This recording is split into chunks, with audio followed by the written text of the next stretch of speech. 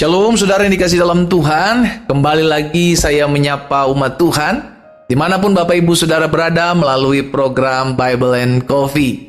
Saudara yang dikasih dalam Tuhan, melalui program ini saya rindu setiap kita umat Tuhan tetap terus ada dalam hadirat Tuhan melalui perenungan firman Tuhan. Sekalipun sampai hari ini kita masih diperhadapkan dengan tantangan, dengan badai kehidupan, namun kita percaya ketika kita merenungkan firman Tuhan ada pengharapan timbul di hati dan iman kita kuat. Ketika kita merenungkan firman Tuhan, maka kita dituntun untuk mengambil sebuah langkah yang berkenan kepada Tuhan. Karena itu penting untuk kita tetap terus tertanam dalam firman Tuhan, karena firman-Mu adalah pelita bagi kakiku dan terang bagi jalanku. Saudara dikasih dalam Tuhan, kita akan kembali merenungkan firman Tuhan. Kita berdoa, kita datang kepada Tuhan. Bapa, terima kasih karena hari ini kembali lagi Tuhan berikan kami kesempatan untuk diam di hadirat Tuhan, merenungkan firman Tuhan. Karena kami percaya setiap perkataan Allah tidak akan pernah kembali kepadamu dengan sia-sia, melainkan akan mengerjakan apa yang kau kendaki dan berhasil dalam apa yang kau suruhkan. Itu sebabnya kami membuka hati kami untuk firman-Mu. Berbicara bagi masing-masing kami, ya Roh Kudus. Di dalam nama Tuhan Yesus Kristus kami berdoa. Haleluya. Amin. Amin. Puji Tuhan. Nah, saudara yang dikasih dalam Tuhan, ada salah satu hukum Tuhan yang harus kita ingat, yang kalau kita mau jujur seringkali ini masih dilakukan oleh orang-orang percaya ya. Kita lihat di dalam Imamat 19 ayat 31.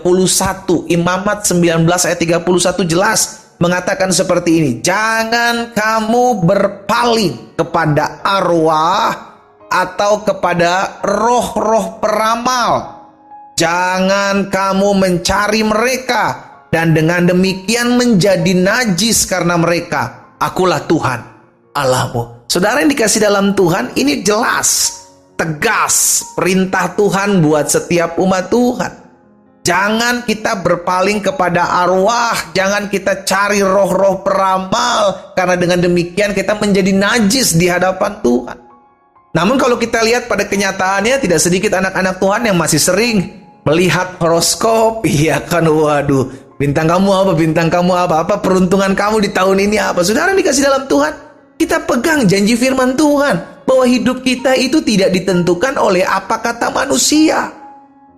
Itu kan tafsiran-tafsiran manusia, saudara yang dikasih dalam Tuhan, sehingga akhirnya terlihatnya seperti benar. Iya, tapi benar loh kok, tapi hampir-hampir mirip loh, benar loh pendeta. Saudara yang dikasih dalam Tuhan, iblis menyamar seperti malaikat terang. Hati-hati. Kalau Tuhan bilang sudah nggak boleh. Kalau Tuhan bilang nggak bisa. Jangan coba-coba. Kalau hidupmu gak mau susah. Karena itu hari ini tegas firman Tuhan katakan, jangan kamu berpaling kepada arwah, jangan kamu berpaling kepada roh-roh peramal, jangan tanya-tanya hal-hal yang memang kau pengen tanyakan tentang masa depan. Udah, masa depan milik Tuhan, kita percaya Tuhan terbaik kok, Tuhan berikan kok. Ya kan, bagian kita melangkah, bagian kita maju, bagian kita bertahan, bagian kita kuat dalam hati iman percaya kita kepada Tuhan. Lakukan apa yang bisa kamu lakukan. Jangan pengen tahu, aduh nanti ke depannya gimana, sehingga akhirnya kita mulai cari peramal, kita mulai cari tahu nanti siapa ya, nanti apalah ya yang terjadi. Kita berserah, kita percaya Tuhan pegang kendali dalam hidup kita. Sama-sama bilang sama saya, Tuhan Yesus pegang kendali atas hidup saya. Ya, jadi stop bermain-main horoskop, saudara yang dikasih dalam Tuhan. Stop main lihat-lihat zodiak. Aduh, stop lah. Kita percaya kok kalau hidup kita itu diberkati oleh Tuhan. Kalau engkau mau hidupmu diberkati Tuhan, sehingga ketika engkau baca horoskop, engkau lihat zodiakmu, dan engkau dikatakan bahwa tahun ini engkau sial, tahun ini engkau nggak akan mengalami keuntungan, tahun ini rumah tanggamu akan mengalami goncangan. Apakah engkau mau mengaminkan? Tentu tidak. Yang kita mau tentunya akan adalah yang baik-baik. Makanya kalau kita mau yang baik-baik, kita percaya firman. Firman Tuhan jelas mengingatkan kepada setiap kita, apa yang baik yang berasal dari atas itu datang daripada Bapa. Itu ada dalam kehidupan saudara dan saya. Saudara, pernah ada kisah, ya kan, di mana dua raja. Yang pertama, raja pertama dari bangsa Israel yakni Saul, dan raja kedua atas bangsa Israel yakni Daud, diarahkan dan diajarkan kepada kita, dibentangkan. Kita mau jadi seperti siapa? Raja Saul, raja pertama bangsa Israel ini meminta petunjuk kepada arwah. Kita lihat sama-sama 1 Samuel pasal 28. 1 Samuel pasal 28 ayat 6 dan ayat 7. Dan Saul bertanya kepada Tuhan, tetapi Tuhan tidak menjawab, baik dengan mimpi, baik dengan Urim, baik dengan perantara nabi. Lalu berkatalah Saul kepada para pegawai, carilah bagiku seorang perempuan yang sanggup memanggil arwah, maka aku hendak pergi kepadanya dan meminta petunjuk kepadanya. Para pegawai menjawab dia, di Endor ada seorang perempuan yang sanggup memanggil arwah. Jadi ternyata Daud tanya sama Tuhan, tapi Saul tanya sama Tuhan, Tuhan gak jawab. Karena memang roh Tuhan sudah undur daripada Saul. Sehingga akhirnya saudara dikasih dalam Tuhan, Saul mengambil langkah. Aduh, Tuhan kayaknya kelamaan nih gak jawab-jawab nih. Nah itu juga yang sering terjadi dalam hidup orang percaya.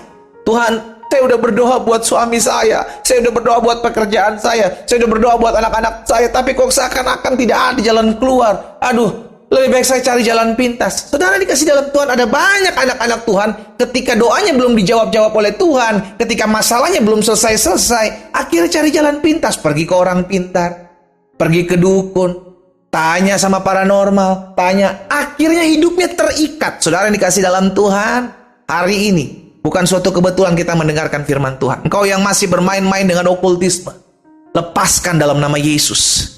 Lepaskan hari ini juga. Karena itu akan ada kutuk yang mengikat hidup saudara.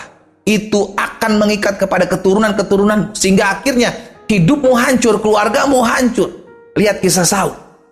Dan bandingkan dengan Daud.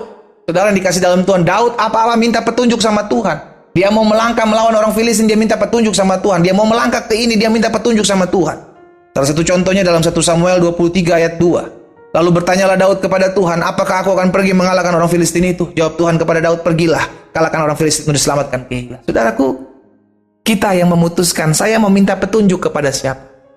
Betul kita manusia tidak bisa melihat jauh ke depan. Itu sebabnya kita perlu dituntun, kita perlu minta petunjuk. Dan firman Tuhan sudah mengingatkan kepada setiap kita, firman-Mu pelita bagi kakiku dan terang bagi jalanku. Kalau engkau minta petunjuk, baca Alkitab.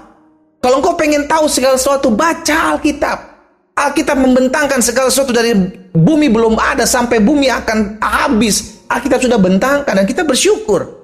Punya firman Tuhan yang membentangkan segala sesuatu yang belum terjadi dan akan terjadi.